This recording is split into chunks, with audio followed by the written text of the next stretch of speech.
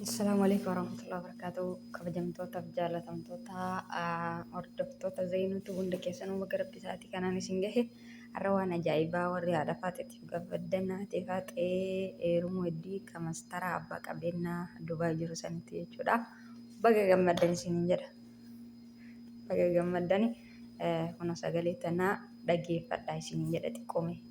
Mana abbaa qabeenyaa Dubaay sunillee hayyamtee jirti jechuudha. Hayyamtee jirti akkasiin haadha manaa arfaffaa taatu jechuudha dhugaa rabbii ajaa'ib haati faatee Dubaay dhufuu malee ommoo nafne jechuudha barra. Ani waan biyya diigoo isi fakkaadhu moo ijaaru fakkaadha?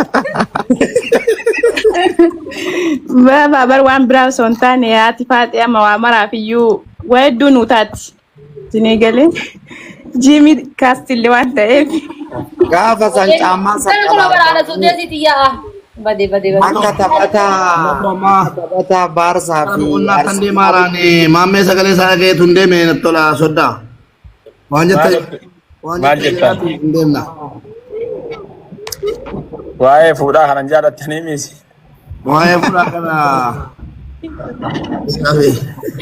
Namni ilaala namni na fuudhuu barbaadu Ufii hinaafee mubaarak ufii hinaafee haati faatee hin taate. jechuu barbaaddan gara fuuldurallee isinit dhaama feetan jaartii lama qabaadhaa sadii qabaadhaa fedha singilii ta'a. Mubaarakii baabaa nuraddiin hin gaafatina waa'ee kiyya sharrii malee keerii takka baan dhageettan. ani amma yoo barbaachisaa ta'e chaalenjiin kunillee narraa ka'ee akkasuma bakka ambaasaadarummaan tunis narraa kaatee miidiyaa kanallee guutumaan guututti irraa galuu filadha. Maaliif?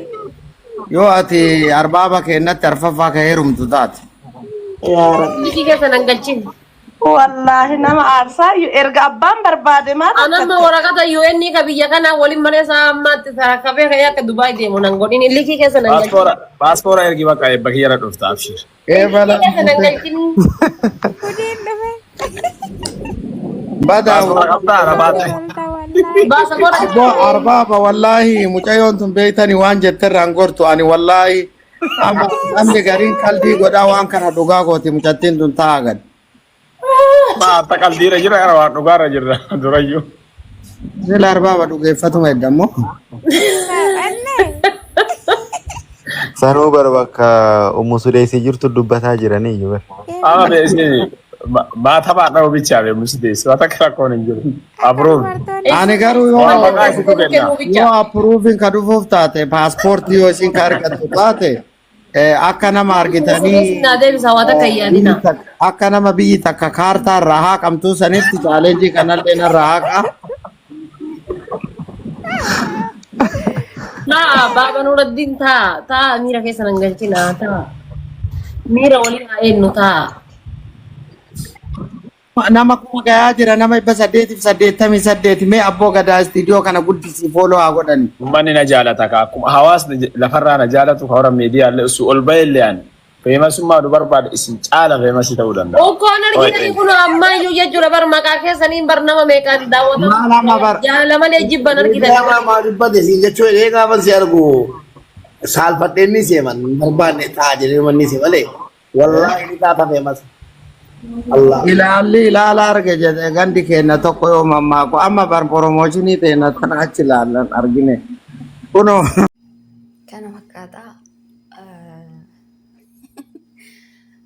dhugaa rabbii haati faatee amma qoosama keessa maal isinitti fakkaate wanni ani akkanaa sirra fideef tokkoffaa ibsi shaafii maakiin akkuma qoosanitti osuma waliin qoosan kunoo gaafa kan waluma biratti argine isinii galee wanta miidiyaa kanan amanuwan jechuudha. Ammallee Hamzaa fi Aashittiin osuma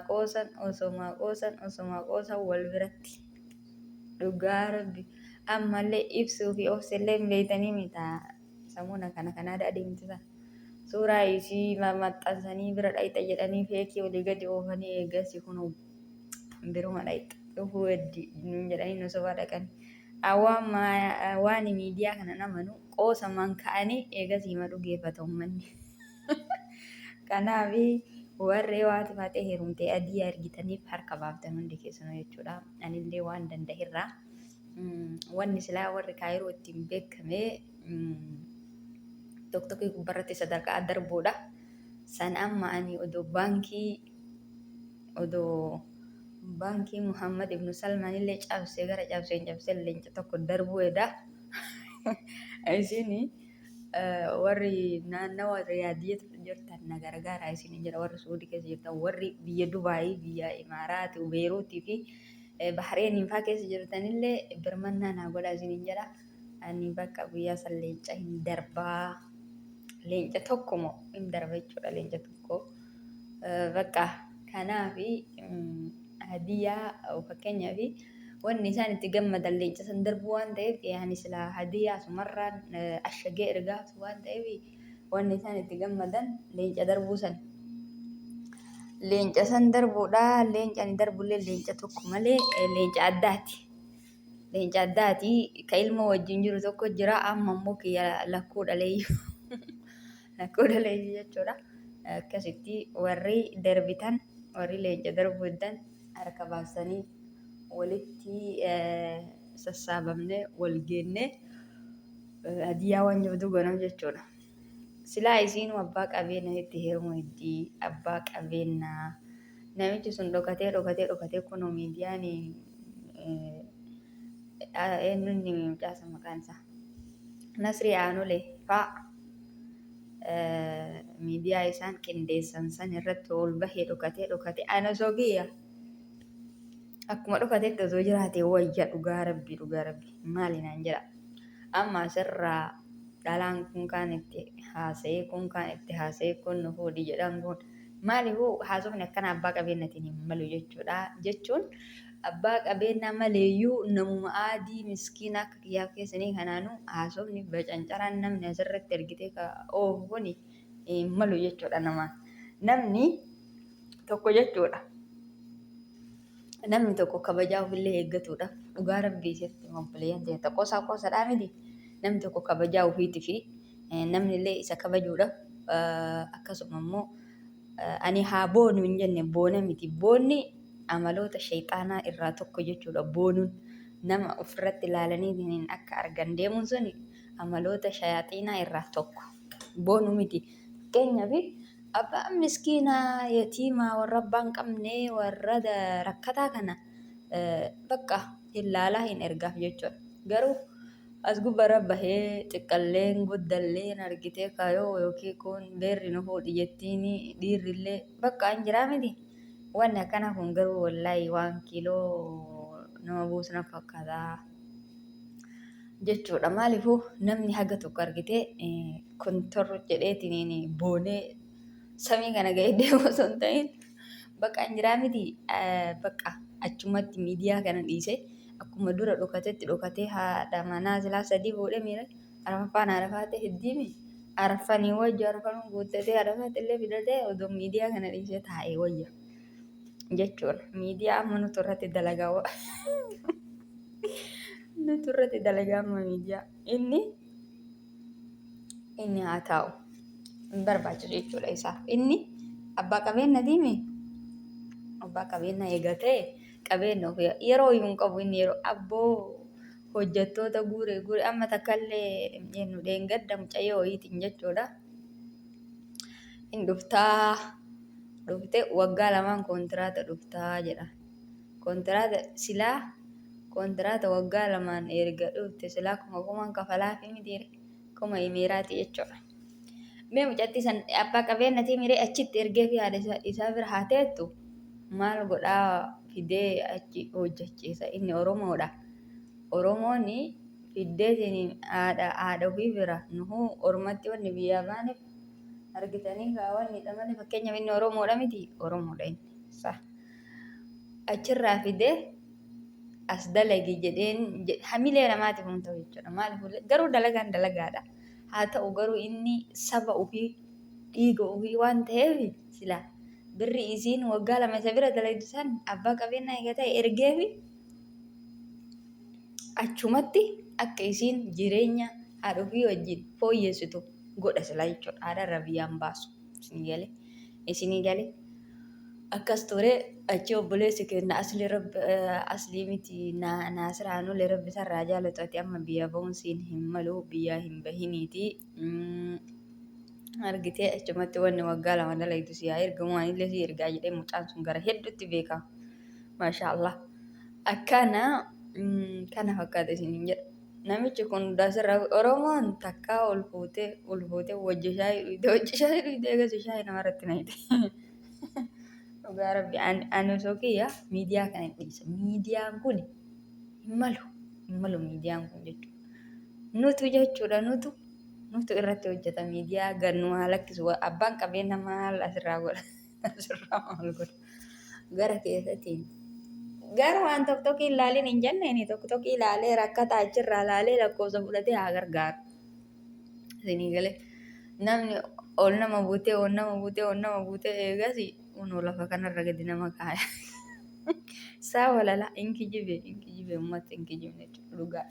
Kanaafi ani osoo kiyya mee eenyu maqaan isaa yaadataa Junaydii ka jedhaniin ka ilkaan Kadir Martuutii dhaabisan abboo ilkaan sun ilkaan nama arrabsu ta'uun oolu nutti gadi bahe Kadir Martullee jechuudha samuuni kan Jawaariin arrabaan dhukkee irraa kaasaa jira kuno ani ilkaan isa waamanaan jiru akka namichi baanu gaafa tokko na dhukkubee jedhanii jedhama dalagu san hin beeytanii miti. Gaafa tokko na dhukkubee dhiiga namaa na guurabanii nate jaarsi galgalaan abboo umurii tana amma hatte jennaan. Gaafa tokko dhiiga namaa na dhukkubee na guuraa bahanii akkasuma as na kaafte gara hannaa wanti jedhe. Achi eegas wallee nuun beeyne dhiiga santu kaattuuti jedheeni. An ilkaan kuni ilkaan nama nagayaa gate natti hin fakkaatu jechuudha. Ilkaan nama Kadirii dhaaban kun dhugaa rabbii ilkaan hamaa fidanii itti dhaabanii akkasitti kunoo waan arge haasayaa waan silaa afaan namaa hin dubban waan yaa rabbii maaluma jedhaan immoo dhugaa rabbii ani osoo kiyya ilkaan san irraa yaasanii qaxi jedhee haa taa'u. Maalifu miliyoona meeqa itti baasanii eddaawwan ilkaan isaa kun beekta ilkaan namoonni hedduu warroonni arabootaa kunuu birri qaaliin dhaabatanii ilkaan hundee kanamarra illee ba'an san argitanii. Maal jettaniirra ilkaan kana caala jedhan kan uummanni araboota abbaan qabeenyaa dhaabatu kana caala jedhan wanti ilkaan sun ilkaan nama hamaati. Wanni ilkaan nama hamaa akkanumatti waddada jechuudha. Kanaafi waan kana ta'eefi akkasitti maalirraa kaasee sila amma laalaa ka maal isiniin jedhe kanaafuu akka yaadatarraa kaasee jechuudha. Yaadataa Junaydii amma miidiyaa irratti hin bahu. Abbaa qabeenyati miliyoona 10 kenne gaafa inni dhibamu sanuu gaafa Kadir dhibamu. Akkanumaan suuraa isaa gaafa san kaasanii olii gadi Oromoon hafarsite malee takka as bahee isaa miidiyaa irra haasa'uun agarra jechuudha. Abbaan qabeenyaa dhukatee jiraata. As bahuun hin barbaachisu. Nu haa jiraatanii garuu miidiyaa kanarra deddeemu miidiyaan ka haadha faaxeeti. Kiyya jarana keessani miidiyaa. Nuti irra taa'eetiin oolfita. Akkasitti. Kanaafi abbaan qabeenyaa osoo tokkokkee dhiiseetuma dalagatee uummata nu gargaare ana sani hawwiin kee jechuudha. Isinillee na abbaa qabeenyaa, abbaa makiinaa, abbaa konkolaataa B8 inshaallah konkolaataa sadarkaa isii tokkoffaatiin nama tokko keessanii nama sherer jedhu rabbi isin haa taasisu. Du'aa kana aamin jedha lakkisa lafaan buutu lafirra buutu jedhanii. Kanaafi hedduu keessan na jala turuu keessaniif hedduu galatooma isin jedha qaqqaaliiwwan keessan jaladha. Har'a dhugaa rabbi waan gadi dhiisu hin qabu calliseetuma taa'ee haasaa kursii arabaa gubbaa waan haasa'e illee hin beeku.